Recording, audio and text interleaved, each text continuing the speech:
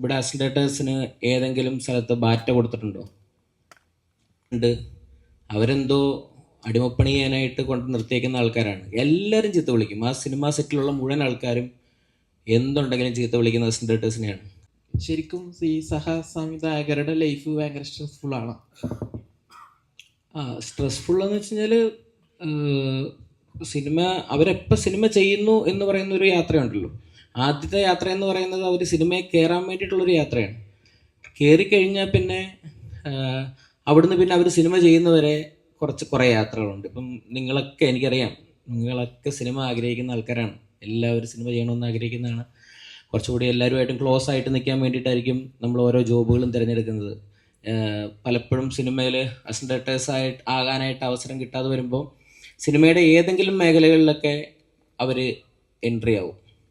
അങ്ങനെ പിന്നെ ആ ജീവിതം ആ മേഖലയിൽ തന്നെ അവർക്ക് തുടരേണ്ടി വരും, അവരുടെ ലൈഫിൻ്റെ സ്ട്രഗിളും മറ്റു കാര്യങ്ങളും കാരണം. ഒരു അസിസ്റ്റേറ്റർ ഇവിടെ അസിസ്റ്റേറ്റേഴ്സിന് ഏതെങ്കിലും സ്ഥലത്ത് ബാറ്റ കൊടുത്തിട്ടുണ്ടോ? ഈ സിനിമകളൊക്കെ ഉണ്ടാക്കുന്ന ഡയറക്ടേഴ്സ് അസിസ്റ്റേറ്ററായിട്ട് വരികയാണ്. അപ്പോൾ അവർക്ക് കുടുംബമുണ്ട്, അവർക്ക് വീടുണ്ട്. അവരെന്തോ അടിമപ്പണി ചെയ്യാനായിട്ട് കൊണ്ട് നിർത്തിയേക്കുന്ന ആൾക്കാരാണ്. എല്ലാവരും ചീത്ത വിളിക്കും. ആ സിനിമാ സെറ്റിലുള്ള മുഴുവൻ ആൾക്കാരും എന്തുണ്ടെങ്കിലും ചീത്ത വിളിക്കുന്ന അസിസ്റ്റേറ്റേഴ്സിനെയാണ്. അപ്പോൾ ഞാനും അതുപോലെ ഒരുപാട് ചീത്ത കേട്ടിട്ടുണ്ട്. അത് ഭയങ്കര ഇമോഷണലായിട്ടൊന്നും പറയുന്നൊന്നുമില്ല. അത് നമ്മളുടെ ജോലി തന്നെയാണ്. നമ്മൾ ആ പണി എടുത്തേ പറ്റുള്ളൂ. അപ്പം എങ്കിൽ മാത്രമേ ഉള്ളൂ നമുക്ക് മുന്നോട്ട് പോകാൻ പറ്റുള്ളൂ. അപ്പം അന്നേരം മേടിക്കാൻ പൈസ എന്നും പറഞ്ഞുകൊണ്ട് അന്ന് പൈസ മേടിക്കാതിരിക്കുന്ന ആൾക്കാരാണ് ഈ അസിസ്റ്റേറ്റേഴ്സ്. കിട്ടും, നമ്മുടെ മുമ്പിൽ വരും സിനിമ, അന്ന് ഞാൻ നല്ല ശമ്പളം മേടിക്കും, ഞാൻ നല്ല പടം ചെയ്യുമെന്ന് പറഞ്ഞിട്ട് അവരിപ്പോഴും വർക്ക് ചെയ്യാണ്. അപ്പോൾ ഭയങ്കര സ്ട്രഗിളാണ് അത്.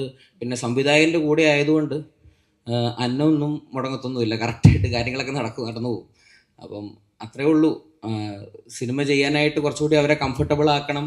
അവർക്ക് ഇവിടെ വെച്ച് വെറുതെ പറഞ്ഞു എന്ന് മാത്രമേ ഉള്ളൂ. അവർക്ക് ഒരു ബാറ്റയൊക്കെ ഒന്ന് അറേഞ്ച് ചെയ്താൽ നല്ലതായിരിക്കും. ഫെഫ്ക യൂണിയനും നമ്മുടെ സംഘടനകളും എല്ലാവരും ചേർന്ന് വെച്ചാൽ അവരല്ലേ പിന്നീട് അവർക്കൊരു ഇച്ചിരി മനസ്സമാധാനമൊക്കെ കിട്ടിക്കഴിഞ്ഞാൽ അവർ നന്നായിട്ട് എഴുതും, സിനിമയൊക്കെ ചെയ്യും.